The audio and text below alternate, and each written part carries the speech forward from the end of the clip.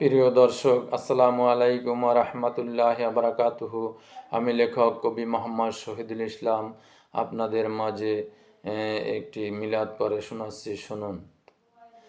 ইয়া নবী সালাম আলাইকা, ইয়া রাসূল সালাম আলাইকা, ইয়া হাবিবি সালাম আলাইকা, সালাওয়াতুল্লাহ আলাইকা, ইয়া নবী সালাম আলাইকা, ইয়া রাসূল সালাম আলাইকা, ইয়া হাবিবি সালাম আলাইকা, সালাওয়াতুল্লাহ আলাইকা। আল্লাহ হাফেজ।